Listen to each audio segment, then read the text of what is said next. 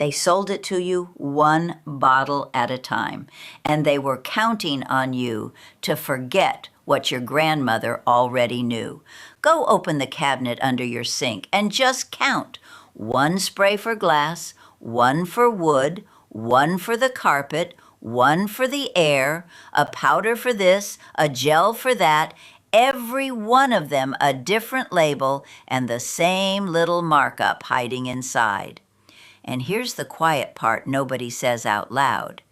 Half of what's in those bottles your grandma did with things she already had, for pennies, and she never felt the need to apologize for it. That's the whole story of the last 60 years.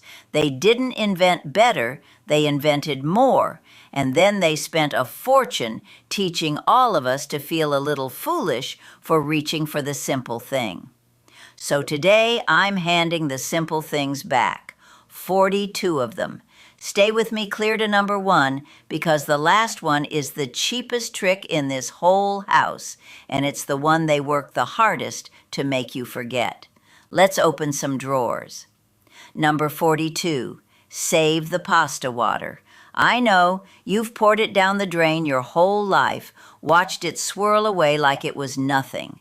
But that cloudy water is full of the starch that came off the noodles while they boiled. And that starch is the single thing every restaurant kitchen uses to make a sauce actually hold on to the pasta instead of sliding off into a puddle at the bottom of the bowl. Before you drain, dip a coffee mug in and save a cupful. Then pour a splash at a time into your sauce as you toss it and watch it go from thin and broken to glossy and clinging in about 30 seconds. They sell little jars of pasta sauce thickener now. You've been pouring the real thing down the sink. Number 41, the stuck jar lid, and the way you've been told to do it is the slow way. Everybody runs the lid under hot water, and that does work. The metal lid expands a hair faster than the glass underneath, so its grip loosens. But here's the faster trick Grandma used. Take the handle of a butter knife and give the edge of the lid a few firm taps all the way around. You're breaking the little vacuum seal and cracking the dried sugar that's gluing it shut.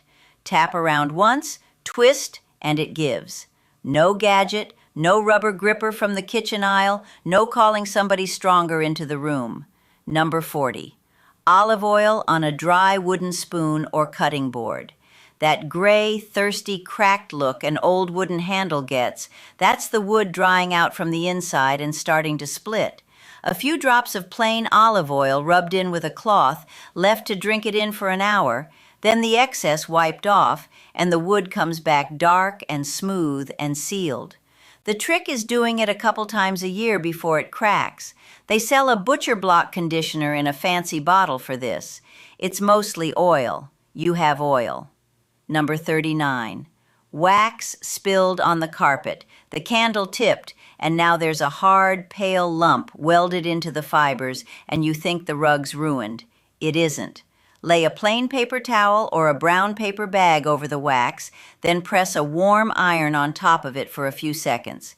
The heat melts the wax, the paper soaks it straight up out of the carpet, and you just keep sliding to a clean spot on the paper and pressing again until it's all lifted. Cooled wax grips the fiber, warm wax lets go, and the paper grabs it first. Nobody sells a product for this because there's nothing to sell. Number 38. Baby powder on a fresh grease stain. You drop a buttery bite right on your good shirt, and the worst thing you can do is rub water into it because oil and water just argue and the stain sets. Instead, smother it in baby powder or cornstarch or even plain flour and walk away for a few hours.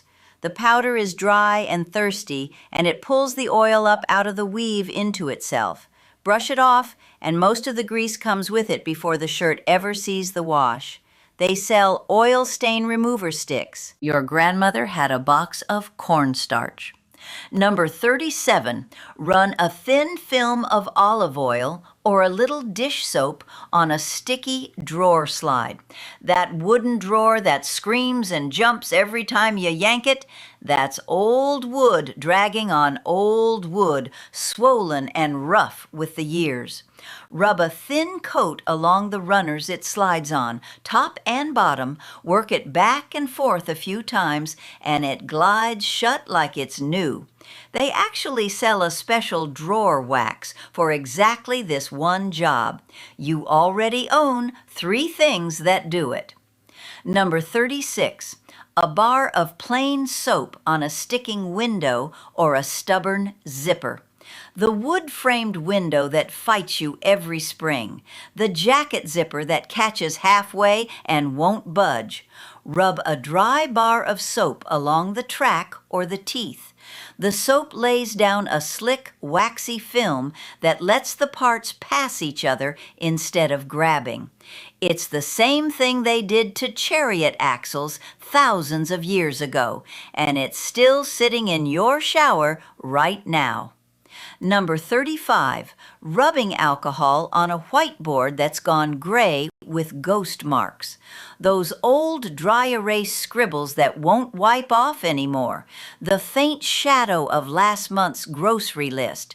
That's dried ink that's bonded to the board, and your eraser just smears it.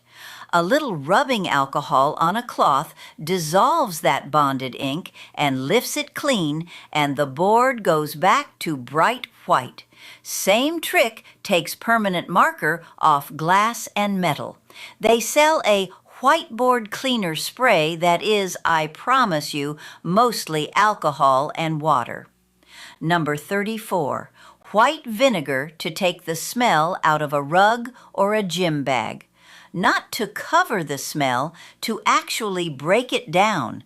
Most bad smells are alkaline, and vinegar is an acid. So when you lightly mist a half and half vinegar and water mix over the spot and let it dry, the acid neutralizes the molecules causing the stink, and the vinegar smell itself fades off as it dries.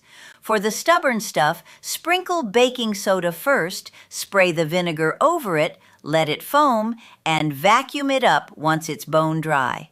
They sell a whole shelf of odor eliminators. This is 2 things from the pantry. Number 33. Reach for the freezer before the trash can. When something starts to turn, the shrimp shells, the chicken scraps, and trash day is 3 days off, don't let it sit in the can fouling the whole kitchen. Bag it tight and put it in the freezer until the morning the truck comes.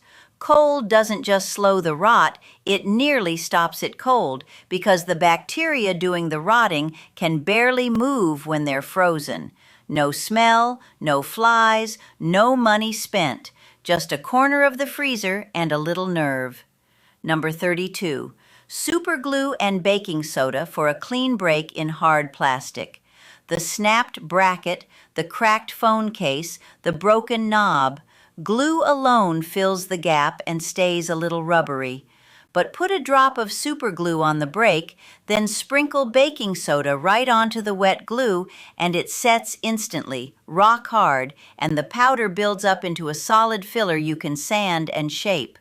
The baking soda makes the glue cure in a heartbeat and turns into a tough plastic of its own. Model builders and repair shops have used this quietly for decades. It costs you almost nothing. Number 31. A pillow between your knees if you sleep on your side. This one's free and it'll save your lower back.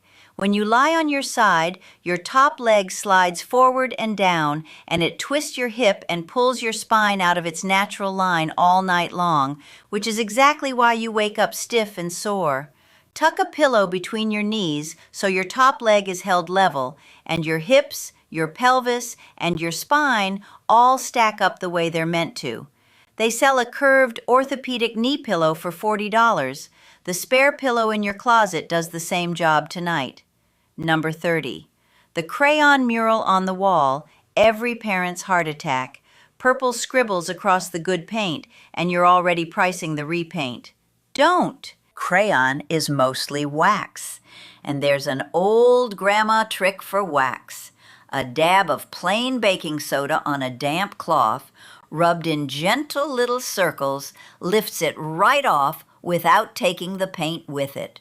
The baking soda is a mild scrub, just rough enough to grab the soft wax and not the wall underneath. They built a whole aisle of magic erasers for what a box of baking soda already did. Number 29. Cracked winter heels, those deep, painful splits at the back of the foot. Slather a thick coat of plain petroleum jelly on at bedtime and pull an old pair of socks over top to hold it in and save your sheets. By morning, the skin's softened and starting to close.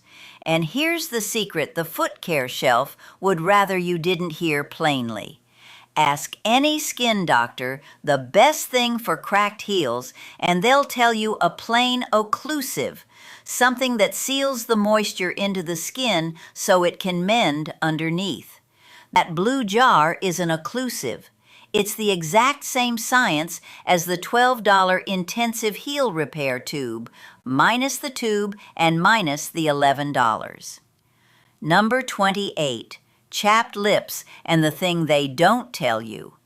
A thin layer of plain petroleum jelly before bed does more than any tingly tube. And listen, it isn't the menthol or the flavor doing the healing, that just tingles. It's that petroleum base laying down a barrier so the dry indoor air and the wind can't keep wicking the moisture straight out of the cracks.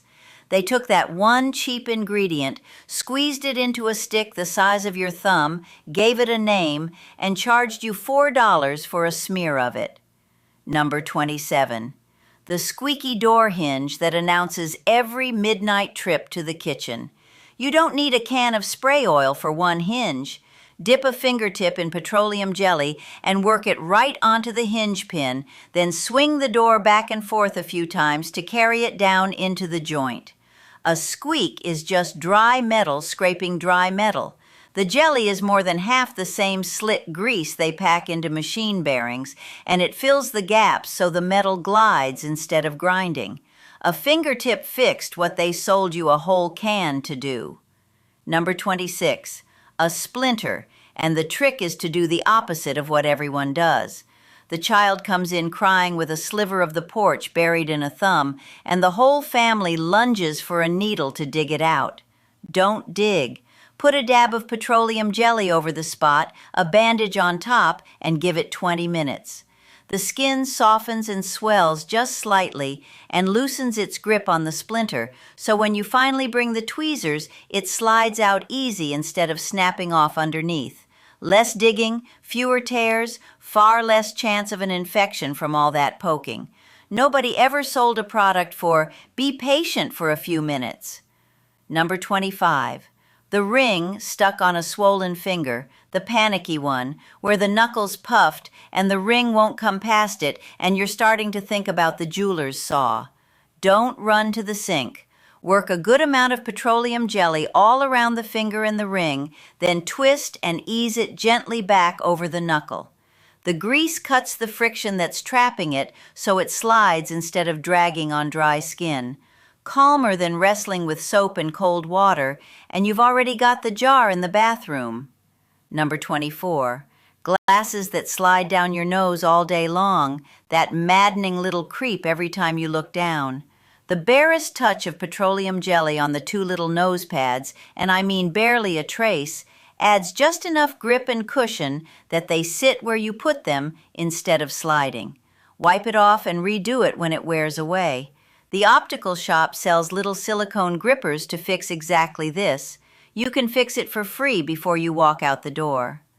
Number 23. Salt-crusted winter boots. That ugly white tide line the road salt leaves dried into good leather.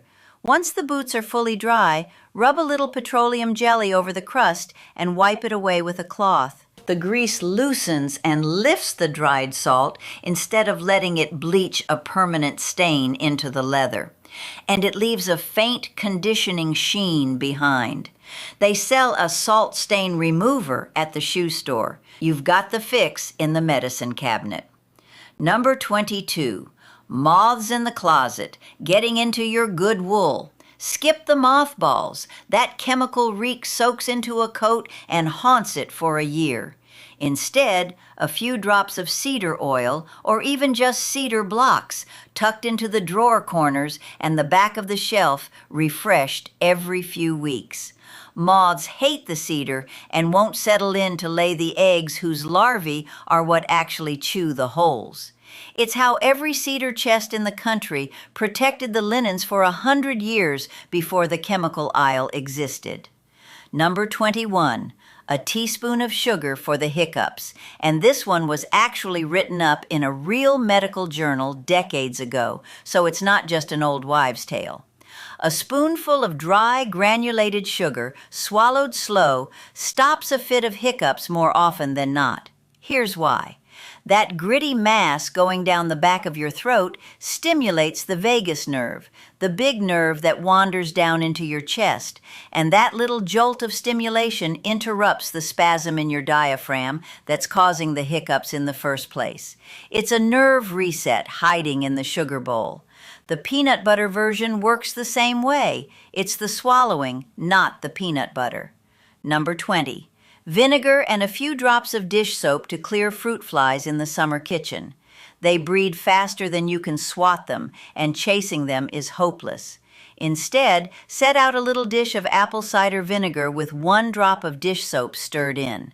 The smell of the vinegar pulls them in, but the drop of soap breaks the surface tension of the liquid, so instead of landing safely on top the way they expect, they sink. It's a trap that costs a nickel and clears the kitchen in a day. No poison strips hanging over your fruit bowl.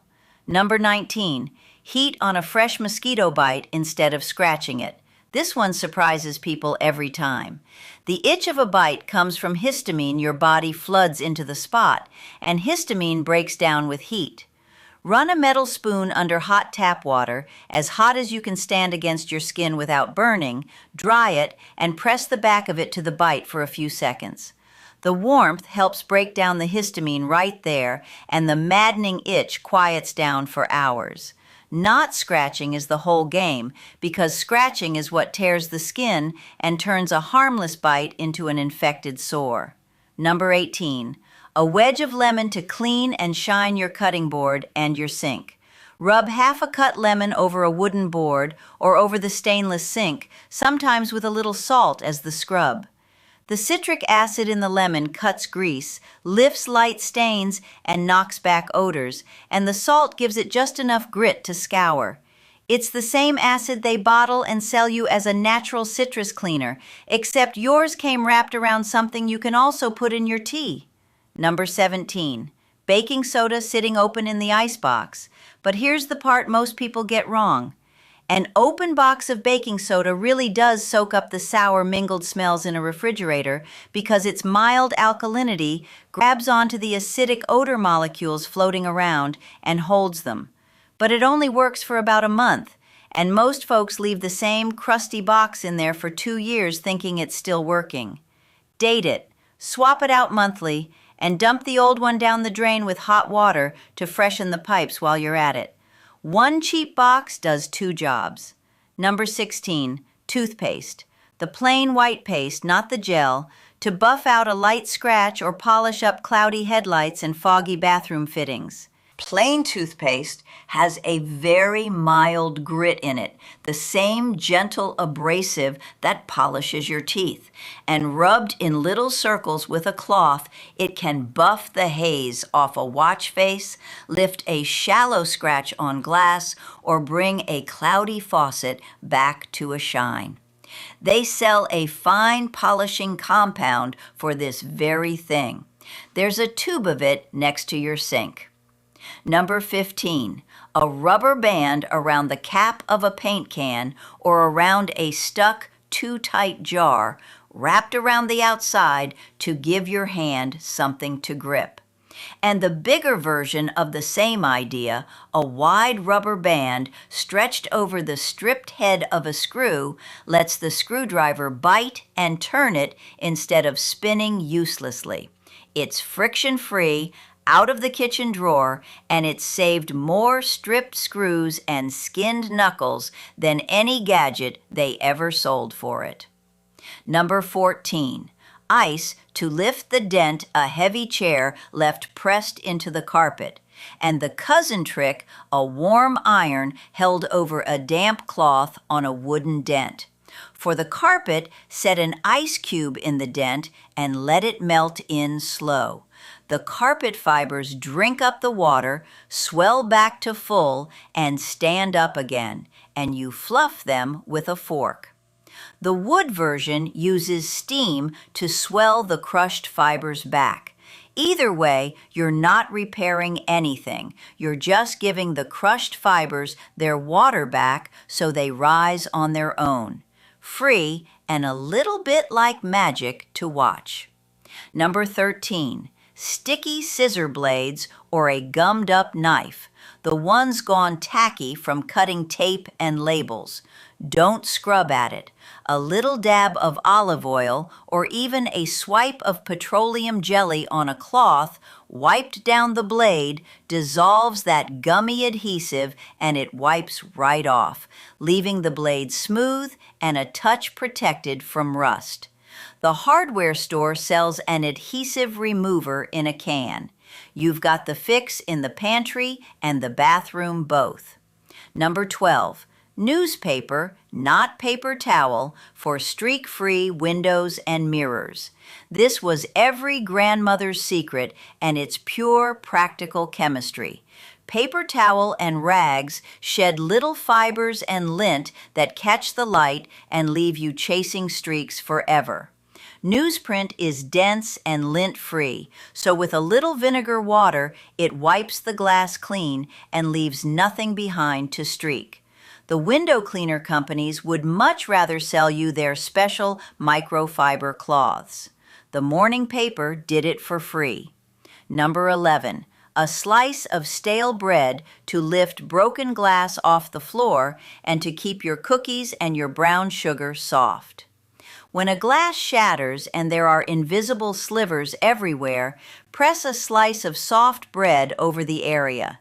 It's soft enough to pick up the tiny shards your eyes can't even find, safer than a bare hand.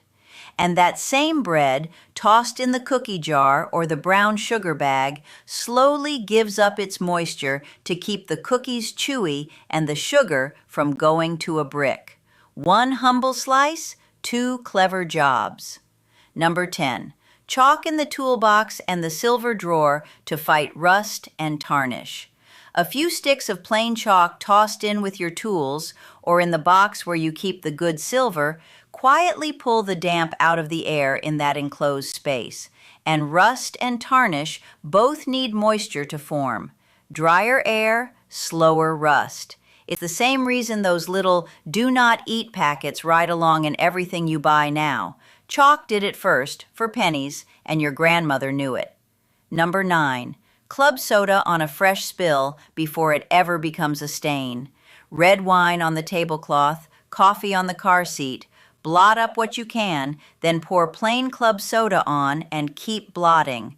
The carbonation lifts the spill up out of the fibers as the bubbles rise, and the slight mineral content helps loosen the stain's grip before it has a chance to set and dry in. The whole secret is doing it now while it's wet. They sell expensive stain pre-treaters. Grandma kept a bottle of soda water on hand for exactly this.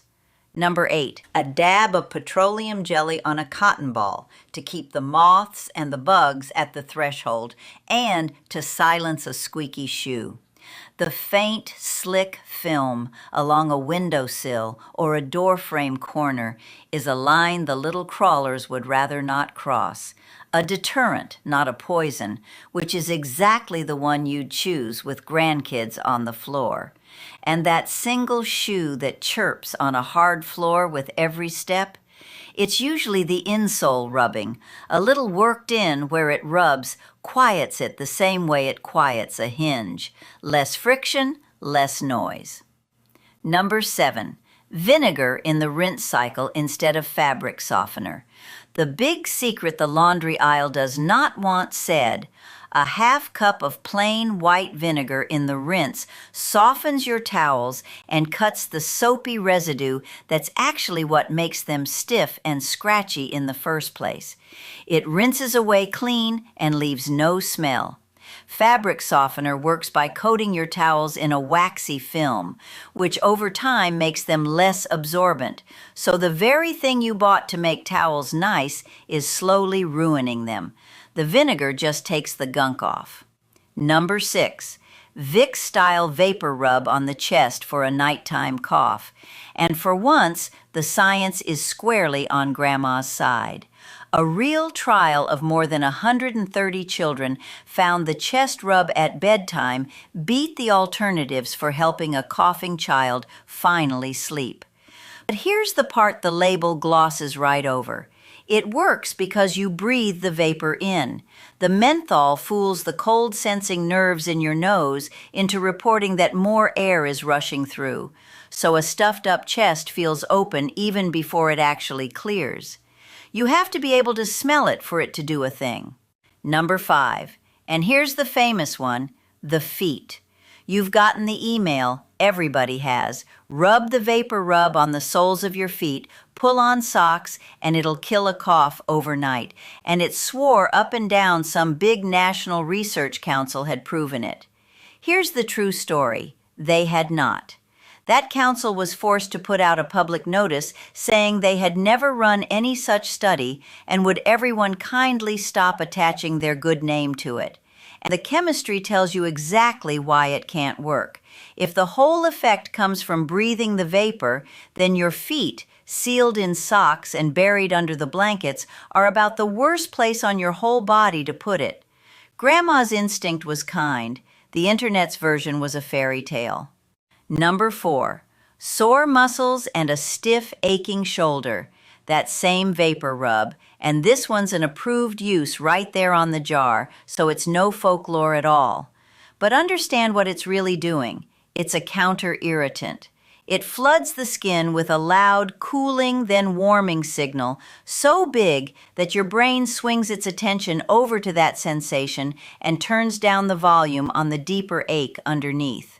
It's honest distraction, and it works.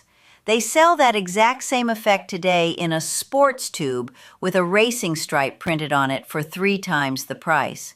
Number 3, the one I won't tell you how to do, and this is a warning, not a hack, so stay with me. For years, people mixed certain medicines without a thought, and one pairing folks used to do was a laxative to clean out alongside a sleeping pill at night. Don't. And here's the honest reason, the one nobody spelled out back then. A strong laxative can move things through your body so fast and pull so much water out of you that it throws off the very salts your heart and nerves run on.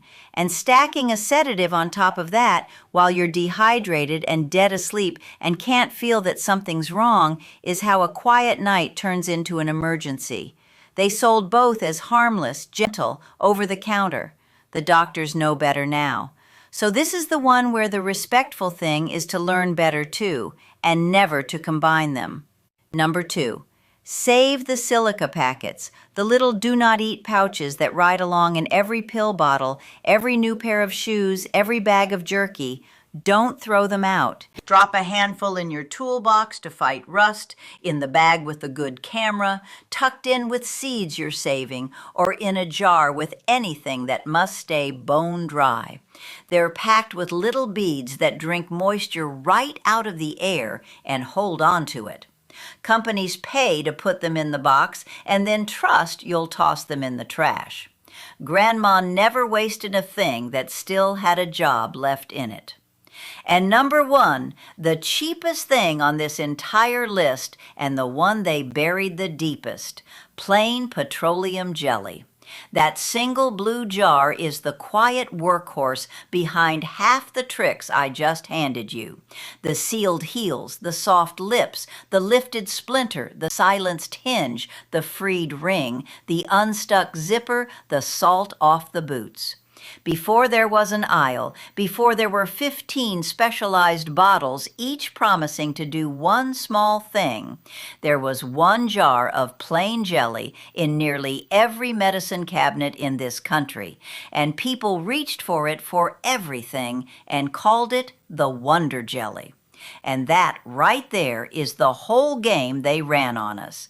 They took the one cheap, honest thing that quietly did a dozen jobs, split it into a dozen branded bottles with a dozen pretty names and a dozen markups, and then spent a fortune teaching you to feel just a little foolish for reaching for the plain jar. Surely too simple, too old-fashioned, surely the real product must be better. It was not better. It was the very same thing wearing more expensive clothes. So there it is, 42 of them and a sink full of bottles that mostly didn't need to exist. If even one of these saved you a trip down that aisle, do me the small favor and tap that like button. It cost you nothing, same as the jar, and it's the only reason the next person ever hears any of this instead of the commercial. Subscribe and stick close because I have got a whole cabinet of this kind of thing, and I am nowhere near done opening drawers. I'll see you in the next one. Now go count the bottles under your sink, and then go find the jar.